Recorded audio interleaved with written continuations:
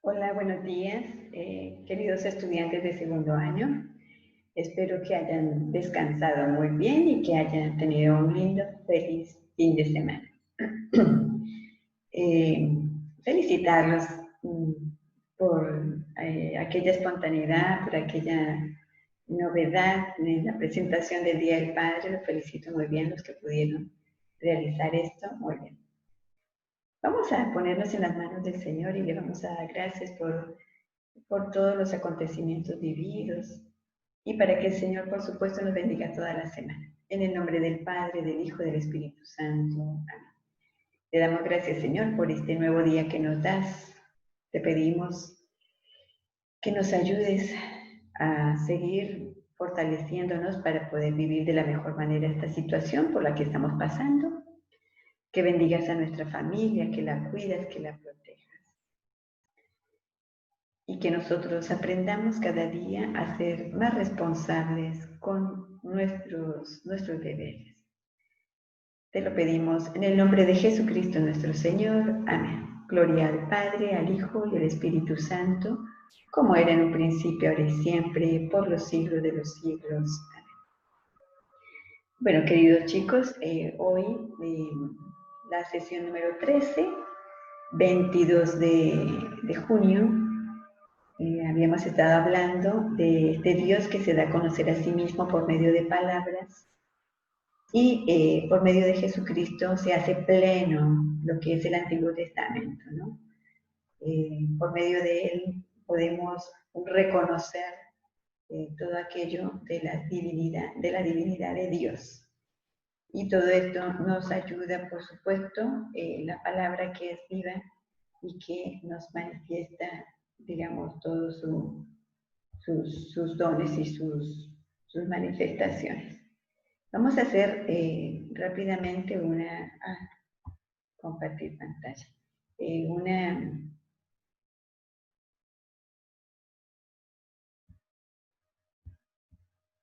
síntesis de lo visto.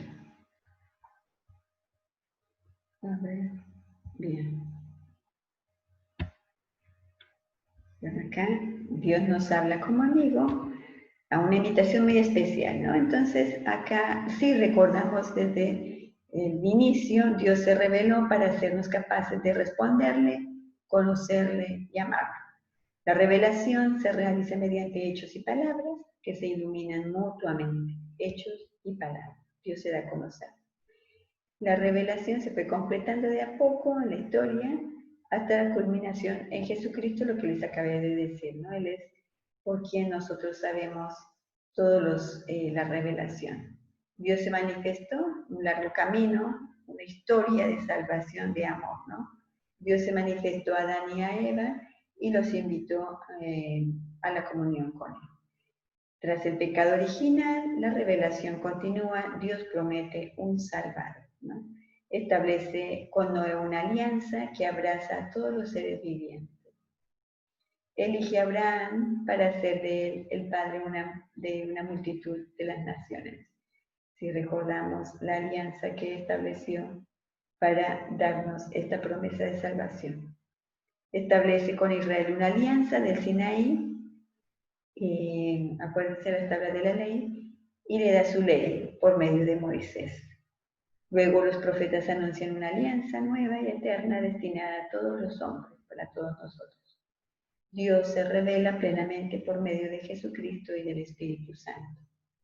Comienza el tiempo de la iglesia que se consumará al final de los tiempos. Entonces, como primer lugar, como que estamos viendo ordenadamente esta transmisión de fe.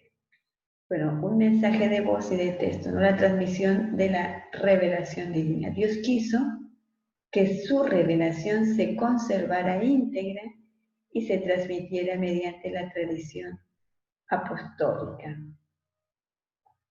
Después la tradición apostólica se lleva a cabo mediante una tradición o transmisión viva. Acuérdense que esa transmisión primero fue oral y cuando fue acrecentándose la feligresía, digamos así, la persona, la cantidad, se empieza a sistematizar y a dejar escrito, ¿no? El Evangelio por medio de los apóstoles y sus sucesores. La escritura, Sagrada Escritura, escrita e inspirada por Dios.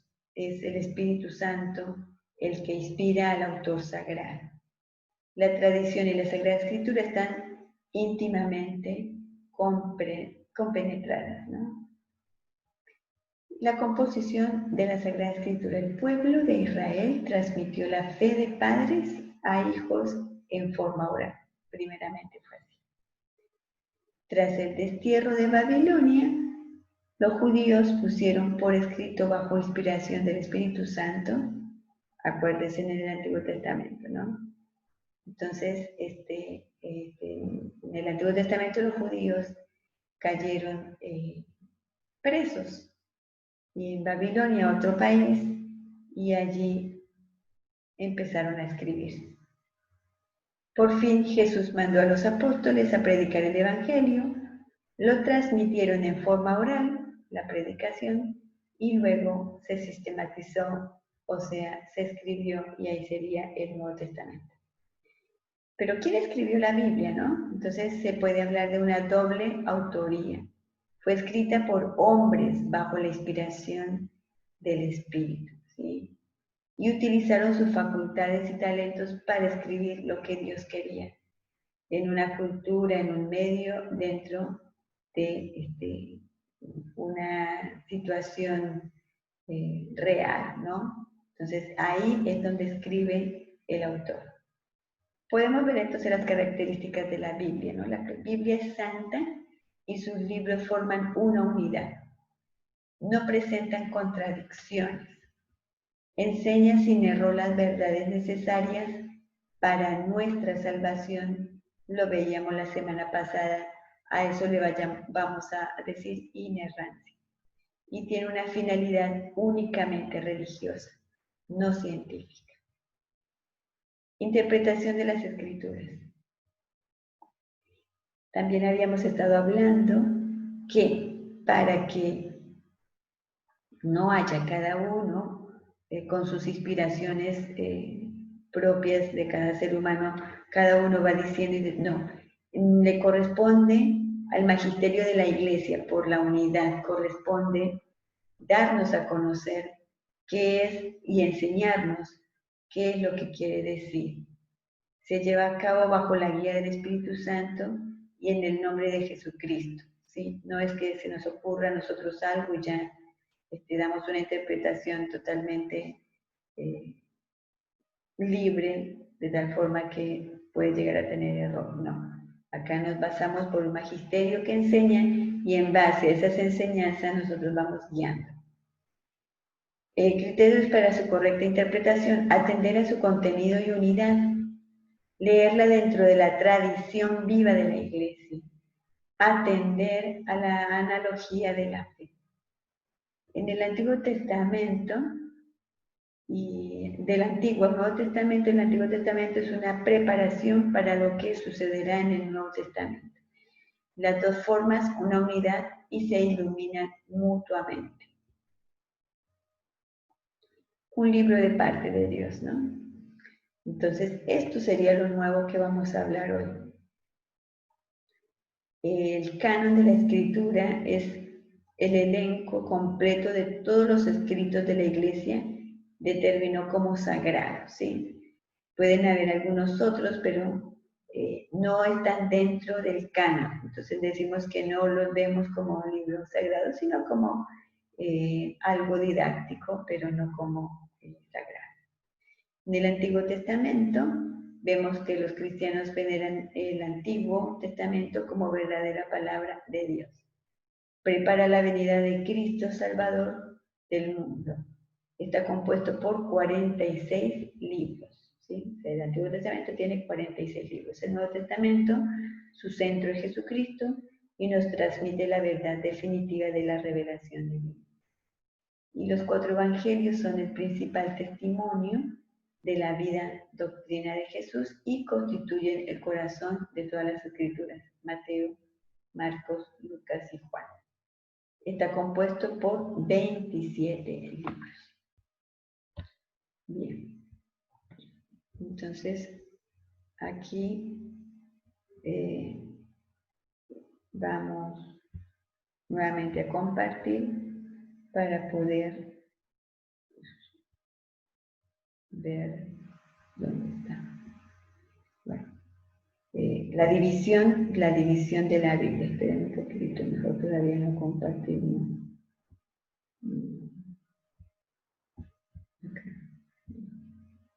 Esperen un poquito, chicos. Acá. Esto sí. Ahora sí vamos a compartir esto que quiero. Bien, compartir pantalla. Acá. Entonces,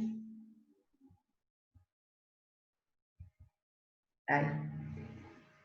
Acá vamos a ver, ¿no? Entonces vemos muchos libros en un solo libro. Como habíamos visto en el Antiguo Testamento, está que la Biblia se denomina canon bíblico a la composición, lo que la Iglesia reconoce como inspirados por Dios, los que componen el Antiguo Testamento. Y eso se hizo en un concilio de Trento. El concilio es una reunión de obispos para poder determinar algo, ¿sí? Magisterio, acuérdense, es muy importante para nosotros para que pueda haber un orden y una claridad, ¿no? Acá vemos los grupos, por ejemplo, del Antiguo Testamento. Tenemos el Pentateuco, que penta viene de 5, y acá tenemos los 5, 1, 2, 3, 4, 5, Génesis, Éxodo, Levítico, Números y Deuteronomio. La Torá, que se refiere a la creación, a los orígenes de Israel, donde están los patriarcas son Abraham, Isaac y Jacob. Acuérdense de Jacob, están los 12 hijos, José que va a pasar a Egipto, después es el que administra muy bien llegada la sequía, y ellos quedan allí y empiezan Moisés, ¿no? Entonces, hasta acá sería como el Pentateuco de lo que nos está manifestando. Luego tenemos los libros históricos donde narran la historia de Israel y la de algunos personajes concretos, ¿verdad?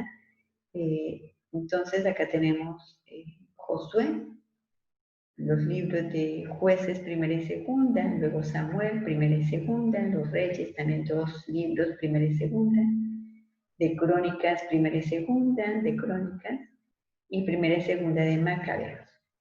Luego tenemos a Ruth, Esdras, Nehemías, Tobías, Judí y Esther. Todos estos libros les llamamos libros históricos. Su intención no es solo la narración de hechos, sino también la reflexión sobre esos hechos desde la fe.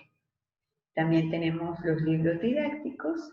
Los libros didácticos nos transmiten un mensaje religioso y moral en forma poética y sapiensal o didáctica.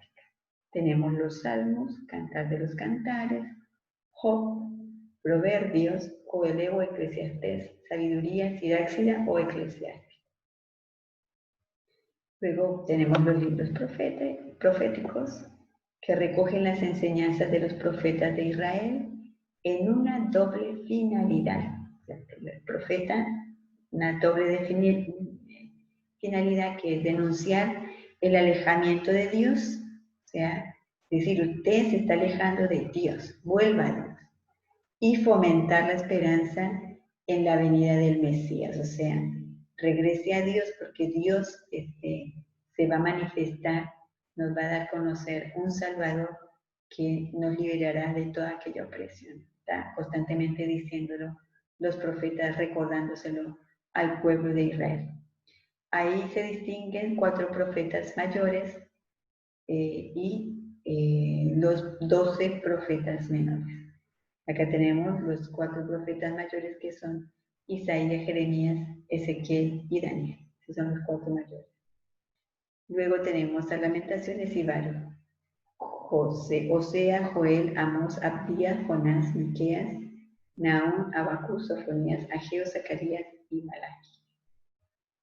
¿Qué podemos hablar de la Biblia protestante? Acuérdense que la Biblia protestante no tiene los mismos libros que tenemos nosotros y muchos de ustedes suelen tener Biblias protestantes o sea Biblias evangélicas y algunos le dicen cristianos, ¿no? Pero en realidad todos somos cristianos, solamente es una manera de decir no correcta porque nosotros también somos cristianos, ¿no? Pero es protestante porque hubo un momento en que hace una protesta Martín Lutero, que fue un religioso católico, y de ahí nacen los evangélicos o cristianos, como ustedes dicen, pero que lo que se les dice protestante nuestros hermanos, ¿no? Donde ellos tienen son 40, dice acá, ¿no? En los libros del Nuevo Testamento son los mismos, pero el Antiguo Testamento en la Biblia protestante no incluye 7 libros de la Biblia judía que fueron originalmente escritos en griego, que son Tobías, Judith, Macabeos 1 y 2, y Sabiduría, Eclesiástico y Baruch. Eso no los tienen estas Biblias. Estos libros incluidos en la traducción de la Biblia al latín se hizo por San Jerónimo en el siglo IV.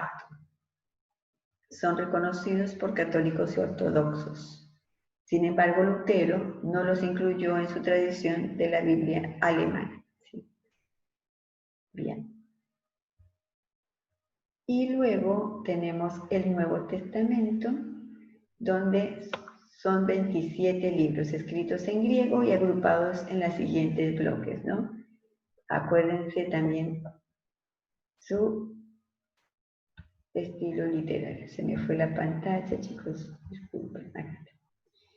Acá tenemos géneros históricos, tenemos los evangelios, Mateo, Marcos, que posiblemente era un discípulo de Pedro, Lucas es un discípulo de Pablo, y San Juan el apóstol. Mateo y Juan serían los que estuvieron de cerca con Jesús, serían los apóstoles. Son el núcleo del Nuevo Testamento y narran la vida y las enseñanzas de Jesús, su pasión, muerte, resurrección y ascensión al cielo. ¿Sí? Ya, eso lo sabemos. Y luego los Hechos de los Apóstoles, que narran los primeros pasos de la actividad de la Iglesia bajo el impulso del Espíritu Santo. Su autor es San Lucas también.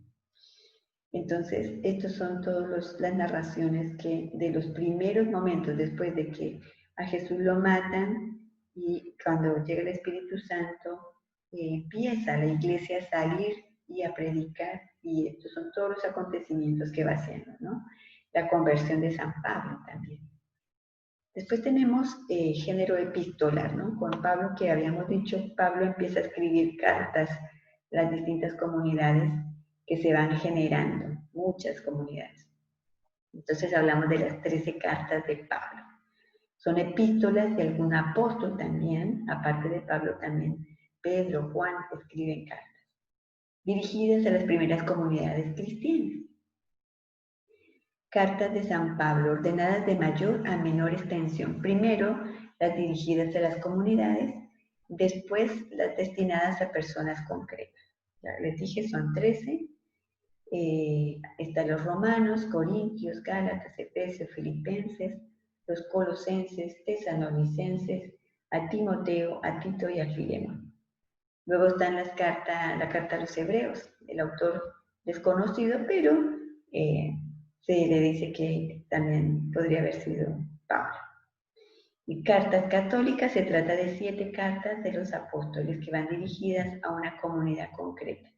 Está la de Santiago, 2 cartas de Pedro, 3 de Juan y una de Judas, no el que traicionó a Jesús, sino otro Judas.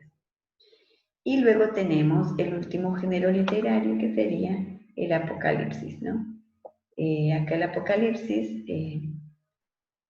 San Juan es el que escribe su último libro de la Biblia, y la finalidad es alentar a los cristianos en los tiempos difíciles de la Iglesia, en esa época, para que sean fieles hasta la venida gloriosa de Jesús al final de los tiempos. En ese momento, Juan pensaba que ya inminentemente iba a llegar Jesús, y utiliza bastantes imágenes y símbolos. Entonces aquí tenemos también esa división. Y luego tenemos ¿cómo hacemos este cierre ahora tú, no? Deja que Dios hable a tu corazón. La Biblia no solamente es un cualquier libro, es un libro donde está la palabra de Dios y por eso la tenemos que respetar y amar. Es el libro más leído de todos los tiempos, ¿no? ¿Cuál es el secreto de su éxito? Sencillo, que cambia la vida de los lectores. Cuando lees, Dios te habla, por eso cambia, por eso se convierte. Decía San Agustín, ¿no sientes curiosidad por saber qué va a decir hoy? Hoy algo nos tiene que decir el Señor. Entonces, si este año vas a recibir la confirmación o la comunión o dentro del proceso de catequesis que estás, plantearte cómo puedes seguir la vida si no lees la Biblia. Y no podemos dejarla porque no tendríamos madurez cristiana, ¿no? ¿Y cómo leer la Biblia? Entonces acá nos va a abrir. Reserva un momento diario para celebrar este encuentro con Jesús. Ustedes lo tienen con su tutor, la lección divina, ¿no? También vamos a ir ahí. Se aprende, se escucha, sobre todo, se escucha. Porque Dios a cada uno nos habla, ¿no? Entonces dice, antes de empezar la lectura, ponte en la presencia de Dios con una breve oración, generalmente, que salga del corazón, pero generalmente se pide la luz del Espíritu Santo. Lee con atención el pasaje, no hace falta que sea largo, y después guíate por este itinerario llamado Lección Divina, seguido en la iglesia desde hace siglos. O sea, ¿qué se hace? Se medita. ¿Qué dice exactamente el texto? Intenta descubrir su mensaje de fe. Luego lo rezamos. ¿Qué me dice a mí, a nosotros, hoy, 2020, 22 de junio? Ahora con la ayuda del Espíritu Santo en tu propia vida. Y luego contemplamos. Deja que surja en tu corazón una oración sincera, de agradecimiento, de petición, de alabanza. Y luego un compromiso. Frente a esto, ¿qué conversión de la mente y del corazón alienta ese espíritu en la vida? O sea, ¿a qué me está llamando? ¿A qué me está invitando? ¿No?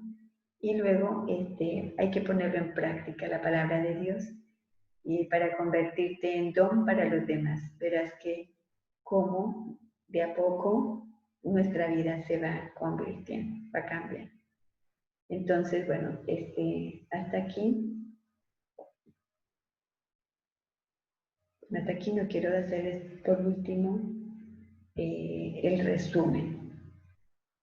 El resumen o la síntesis que sería, ¿no? Acá, por ejemplo, tenemos la persona y misión del Hijo, que es Jesucristo, una respuesta definitiva al sentido y la finalidad de la vida y del ser humano, una respuesta libre y personal, conociéndolo y amándolo. Acuérdense que lo que no conocemos no podemos amar.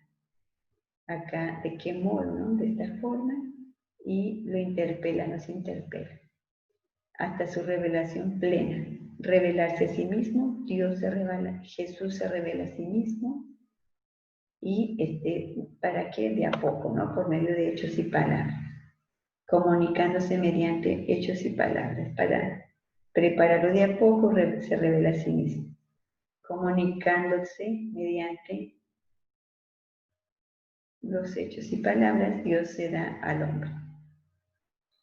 Cristo es anunciado a todos los hombres mediante la tradición apostólica, que es lo que acabamos de decir. Los apóstoles salen de sí mismos para dar a conocer la Escritura por medio de la inspiración que inspira a los agiógrafos, o sea, los que escriban, para que nosotros podamos vivir una vida santa. ¿Sí? Y esta palabra no tiene error, porque lo que busca es que yo ame a Dios, no hacer algo científico. Está compuesta por la tradición, por mandato de Jesús se realiza en la enseñanza, vida y culto de la iglesia. El Señor Jesús es el que nos habla y nos dice, hagan esto en memoria mía. por lo que su interpretación la realiza el magisterio, ¿no? Entonces Dios elige personas que nos enseñen, nos guíen. A eso le vamos a llamar magisterio. Nos enseñan y nos guían, y entonces ese conocimiento es lo que nosotros podemos poner en práctica. Entonces eso queda fijo dentro de la palabra que se le llamará el canon, o sea, los libros reconocidos como inspirados por Dios. Ahora sí, hasta aquí damos nuestra clase y yo les voy a mandar un cuestionario para que podamos recopilar todo aquello que nos pueda servir para que ustedes tengan claridad. Hasta aquí sería y entonces le damos gracias a Dios por todo lo que hemos vivido y para que ustedes realmente puedan seguir viviendo cada día mejor su vida dentro de la familia. Que el Señor los bendiga, los proteja. Recordemos que el próximo lunes es feriado, por tanto, el próximo lunes no vamos a tener clase. Que el Señor los bendiga y que tengan una hermosa